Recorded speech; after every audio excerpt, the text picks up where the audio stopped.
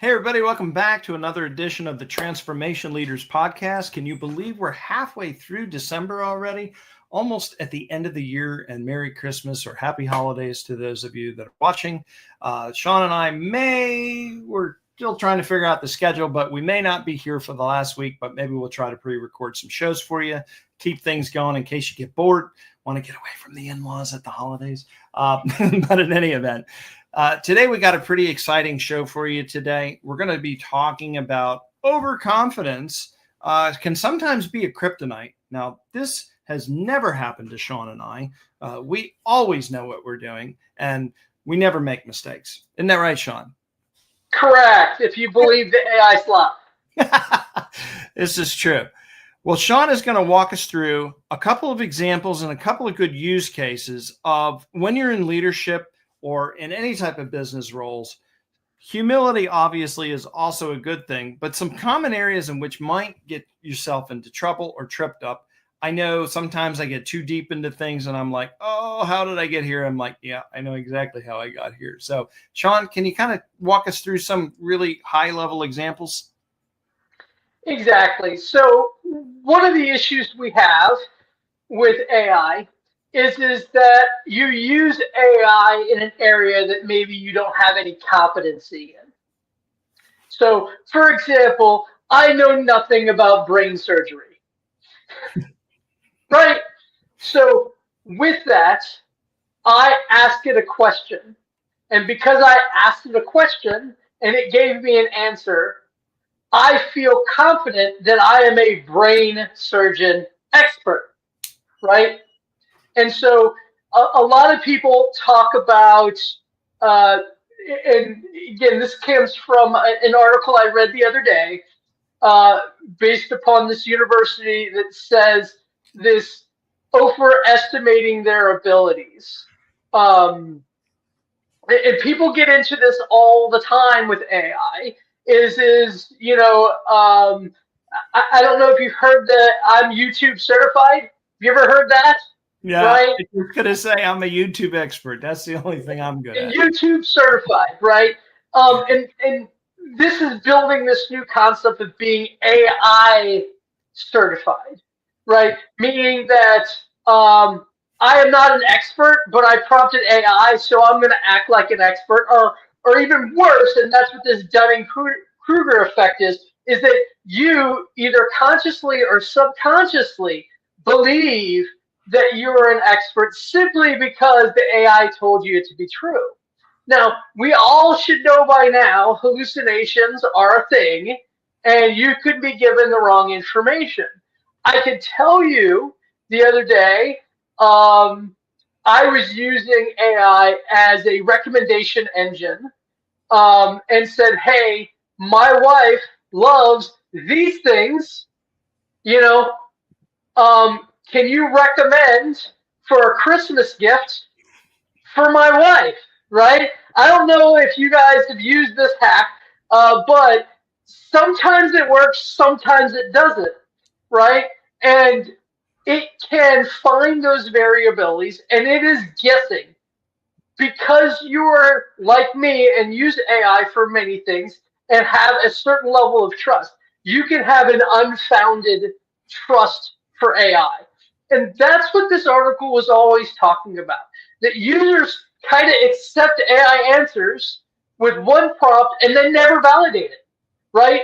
Now, I don't know about you, but if I were to go to a doctor who's a brain surgeon and goes through and says, okay, yep, we're going to have to cut you open. I don't know about you, but for me, I'd probably talk to a second, right? People talk about getting second opinions all the time. Another good example that I push to people is lawyers, right? So when you go and you have to deal with lawyers, and again, I don't know if you have to, I do regularly. I do a lot of patent information. I do copyright information. There's always business contracts that you have to do. It is important to be able to get and understand this language. And I can tell you AI is awful at lawyer languages.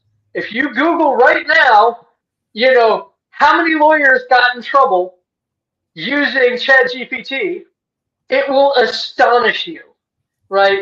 And if you were to take any document, any contract that you did, maybe it's just your employment contract, you work for a Fortune 500 company like me and David do. You could drop that into ChatGPT and ask it a question about your contract. Then take that exact same one and put it into, Grok or Gemini or Claude, and you could ask the same question from those four models, and you will get completely different answers.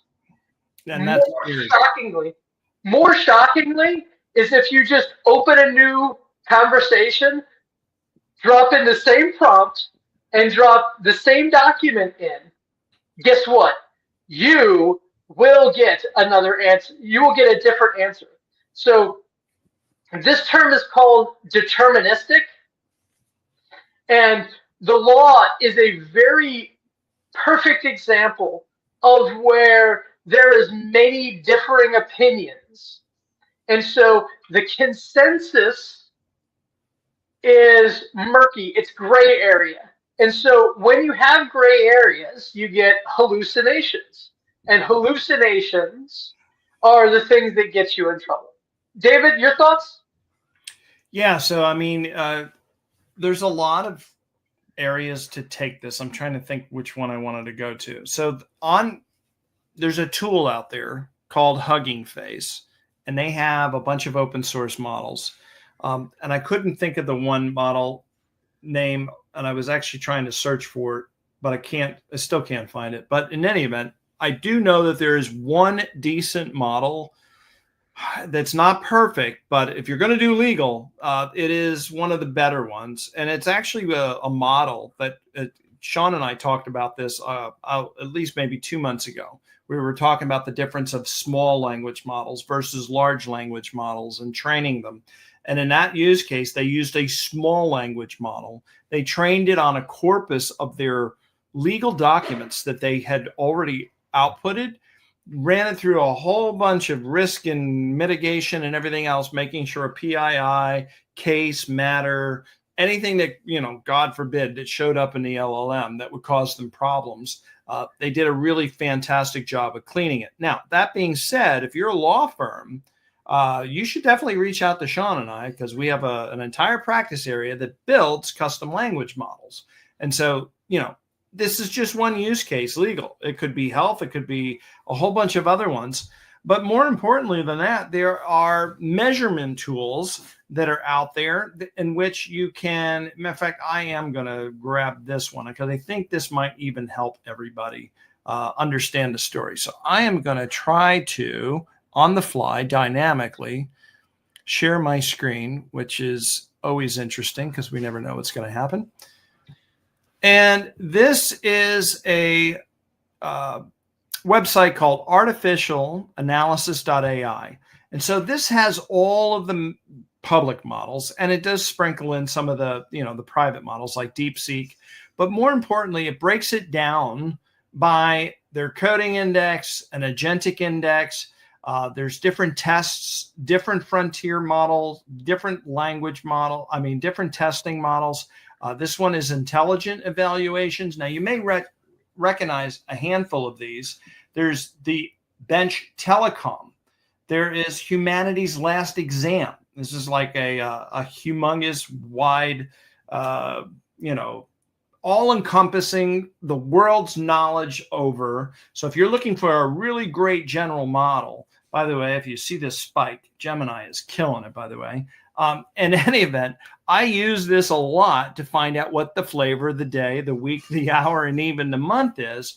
And so when you get into this, if you want to make sure that you're using the right tool for the job, the right language model for the job, so that you don't wind up being overconfident artificially. Like, for example, if I'm using Llama 4 to create whatever it is I'm trying to do, and I need something that's the best, then maybe I need to be looking this week using the tool of Gemini for running my inquiry so I don't get that false sense of confidence.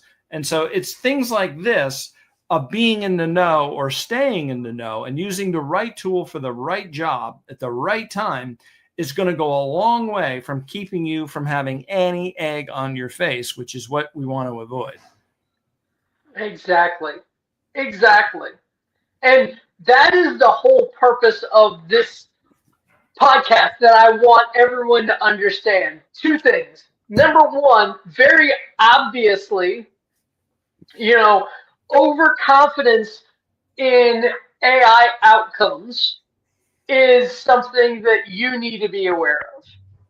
As a transformation leader, you need to make sure you have differing perspectives.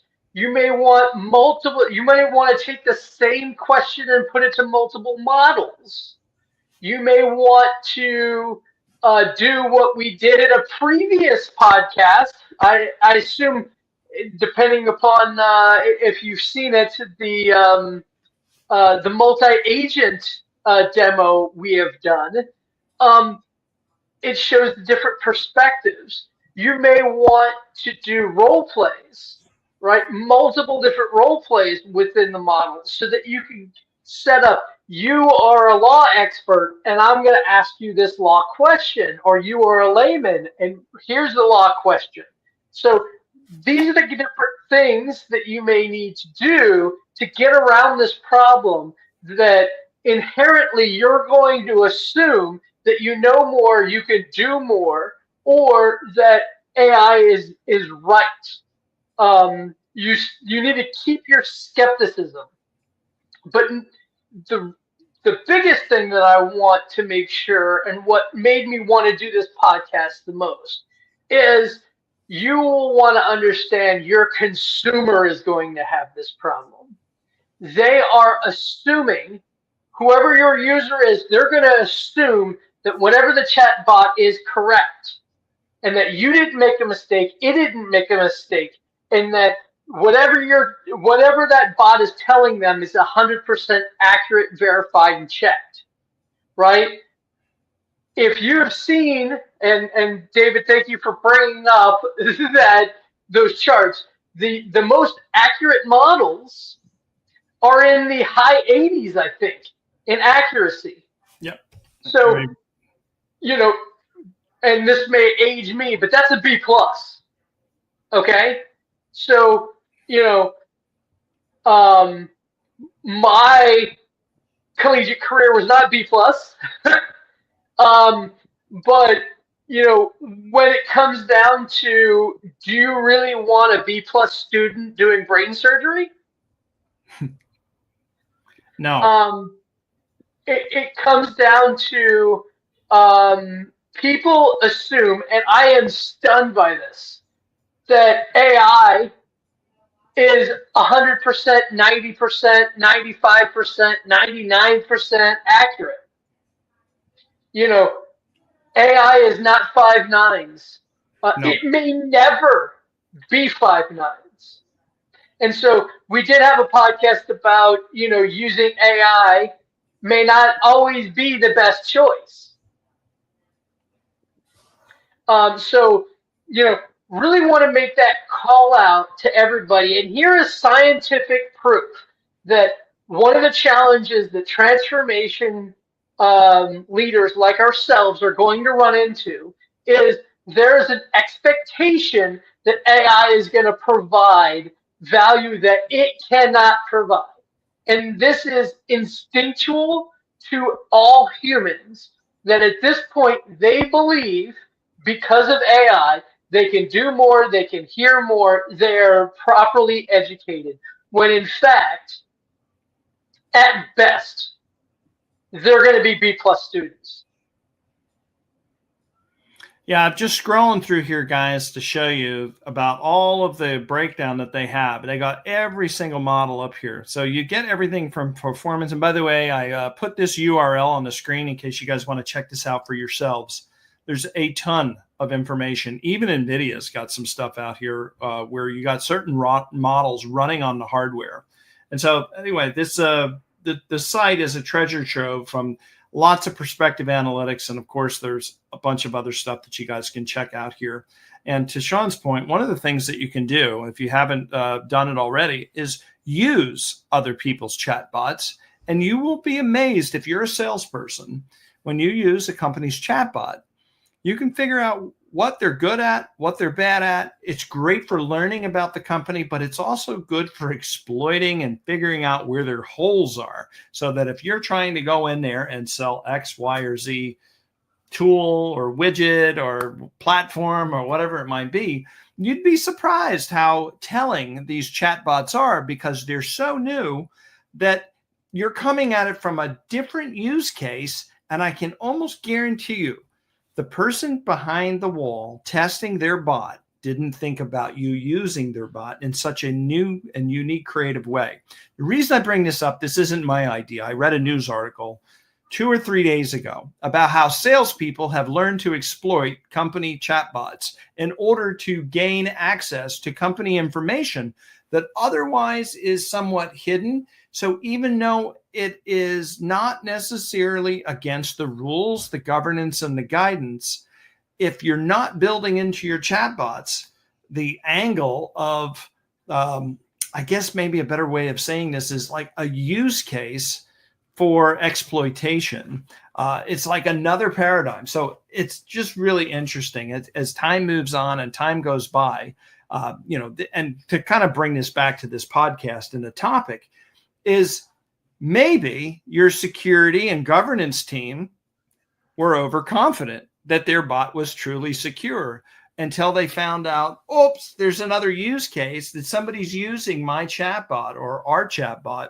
in really in interesting ways that are creative, to where maybe the desired outcome of the company leadership is, I don't want people being able to phish my company and using my chatbot to do it, because A, it raises tokens and consumption use. B, it's giving away maybe information in the context in which it's being asked. I don't want it having to go that way. So there's opportunities for all kinds of people, both seeking information as well as protecting information, to not be so overconfident in what it is that you're doing, because things can really the wheels on the bus can come off quite quickly. And, every time I ask the AI the same question, going back to what Sean was saying earlier, things are deterministic, non-deterministic, and depending on the use case or how it is, I usually find them to be non-deterministic. In other words, if I ask Sean a question today, quite simple, hey, Sean, how are you doing? What's the weather like? He's going to give me a different answer, maybe even the same answer differently, even if it's the same question 5 minutes from now. It's never going to be verbatim, word for word. And people, this is the biggest problem that they have. And this is the number one confidence killer when you're new coming in. You're like, oh, AI, this is great. This is going to do this. And so, you just say, I'm creating a bot that's going to answer questions. It's always going to answer this way. I'm good, Bob. Or you're using it to answer questions. Maybe your boss is asking you something. And so you created a little automation using something like Power Automate or in maybe Google Workspace. And they've got all these tools now. And so you're now having the robot answer the emails that are coming in from your boss while you're sitting back quiet quitting or doing something that you shouldn't be doing. And so as a result of your overconfidence, something may have gone out to where either A, you were signed up for something you had no intention of signing up for. Now you own that responsibility and you have to see it through. Or you get fired because it said something really stupid and your boss doesn't believe that, AI wrote that because it was so compelling and so well written that it sounded just like you, but you never sent it out. So anyway, there's all kinds of opportunities where you can set yourself up for failure if you're not careful. So I think the long story short is test, humans and AI always together, and don't put yourself in uncompromising positions to where you can't find yourself getting out of there, or you wind up too deep into the snare to now you can't unsnag yourself. I mean, I think, you know, very straightforward what you should do about this information. You know, number one is really think about what the answer should be before you ask the question. Number two, augment what it's telling you with your own knowledge and other sources of data. And this is not for ease. Obviously, just taking what AI say is rote is fine. Look at multiple sources of information. It may not understand your question. You may have phrased it poorly. You didn't use the phrase that pays, ask questions for clarity on your prompt. So, make sure that when you ask AI and use AI, you realize that it is at best a B plus student. And so take that with a grain of salt. Double check everything. So if it tells you, hey, this is the situation, throw it in another model. Do a regular Google search. Yep. Do a perplexity search. Do any search. Right? Do multiple things and ask multiple questions from multiple models, multiple perspectives. And hey, reach out, talk to a consultant. That's why we're going to be around, right? Yep. I talked about diversifying your model, and then, with AI, it's going to involve the people who are best with AI are the ones who have critical thinking skills, because the model will barf. I mean, we were just doing a demo before, and the model just barfed. It happens, You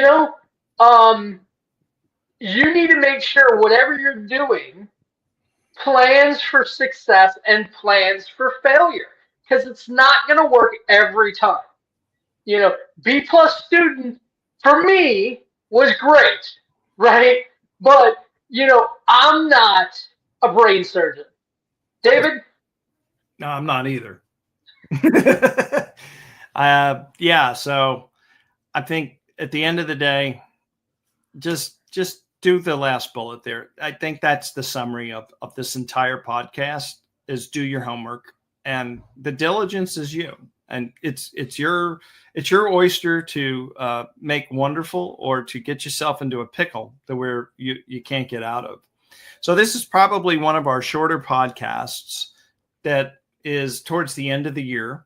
We are gearing up for a very strong 2026. So if you have any suggestions whatsoever of something that you didn't see that we haven't already covered, we are working to bring on additional guests. So viewers like yourself have been asking us, and we may or may not be bringing them on towards the beginning of the year. But the bottom line is we are trying to get more guests on the show. So open invitation to anybody watching our shows or podcasts. Please fill out the form. Go to the transformationleaderspodcast.com. You got the URL there at the bottom of the screen. There's also a QR code on the top. Fill out the form. It goes to both Sean and I. We're happy to get you there. So I think we might be able to squeeze in one more show. If I'm not mistaken, I get my calendar dates correct in my head. It'll be the 17th, which should be the next week after this. And that may be the last show for the year as we go on to hiatus for holidays and festivities. Otherwise, we're here every Wednesday normally, minus holidays, at 12 o'clock noon Eastern Standard Time. And again, we have the podcast and everything. All of our episodes are there up on our website. Sean, you have anything else that you want to add before we sign off? Nope. I just wanted to comment. We love to hear other people's perspectives. So reach out to us. We'd love to have you on, talk about your own perspective and your own expertise. There's so many different experts out there, and we like to have a mix of experts on ours. Yep. All right. Sounds great. We'll see you next time. Thanks, everybody. Bye-bye.